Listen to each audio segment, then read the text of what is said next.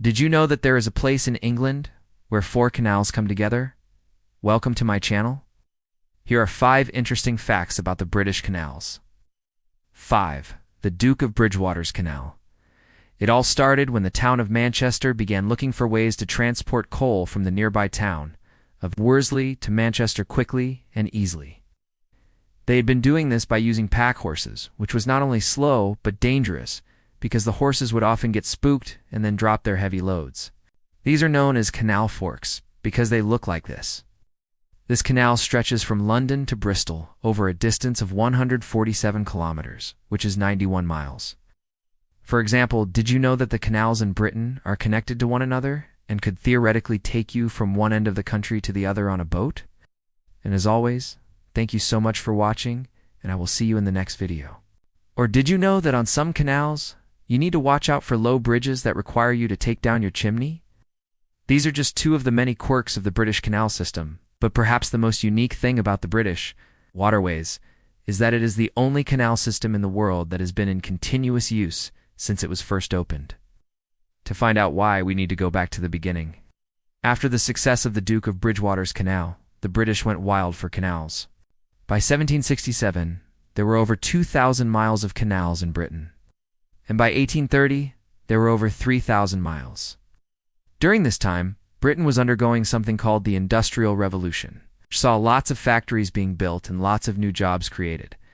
These factories were built close to the canals because they were such an efficient way of transporting goods. But this popularity didn't last forever. Once the railways came along, it was clear that they were faster and cheaper than canals.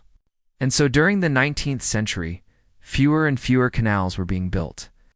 Instead, attention was turned to the existing canals, and plans were made to improve them, or in some cases, remove them completely. Many canals were taken over by railway companies, who either lifted the track and sold it off, or filled the canal in and used it as a railway embankment. The waterways that weren't taken over fell into disuse and became overgrown. Today, just a few remain, and they are now popular with walkers and wildlife. In Britain, the canal system is now used for leisure purposes. But in France, for example, only 10% of their canal system is still in use today. And in Germany, less than 1% is still in use. So why is it that Britain's canal system has remained largely intact? Well, the answer is simple. Canals stayed popular because they were bought up by local authorities and canal companies instead of railway companies. They were then kept in regular use for transporting goods. And even though the railways offered a cheaper and faster alternative, the canal companies were able to survive thanks to government subsidies. This meant that unlike their counterparts in Europe, Britain's canals were never lost to history and are still an integral part of Britain today. You can hire a narrow boat from many of the canal boat hire companies. Why not have your next holiday on the British canals? It was originally completed back in 1810. But today, it is one of the busiest waterways in the UK, with pleasure boats traveling along its length every year. In 2015, the canal needed some extensive work, and so engineers and contractors got together to discuss what they were going to do. As part of the project, they wanted to build a new canal to link to existing sections of the K and A canal, which were separated by a derelict section of the old canal. When they set about doing this, however, they realized that if they connected the 2 bits directly, it would create a straight line, and that would make the canal 150 kilometers long, which is 93 miles, making it the longest canal in the UK. However, this wasn't what they were supposed to be doing. They were only supposed to be repairing the old canal.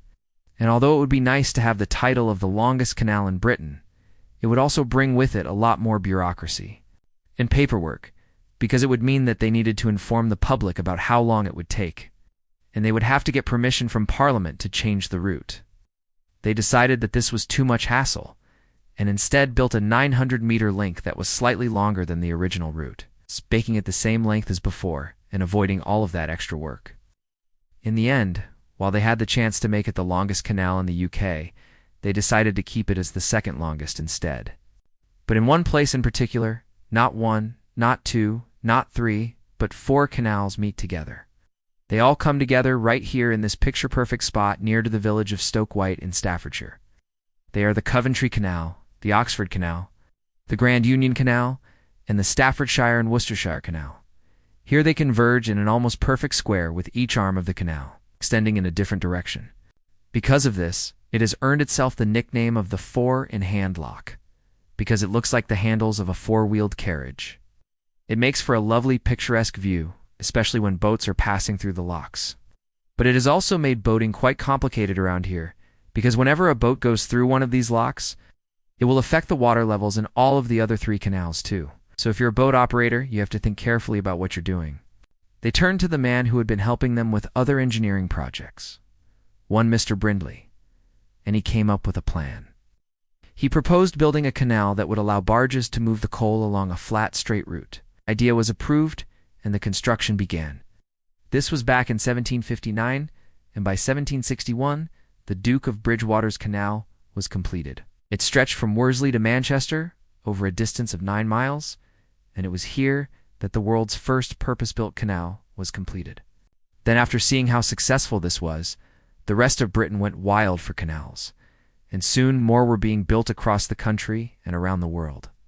For a short but sweet canal, there is one canal in Britain that is officially the shortest canal in the world. Well, it depends on what you count. Some people might say that any canal that is man-made is automatically longer than the ones that occur naturally, because others might say that because it is so small that it isn't really a canal at all.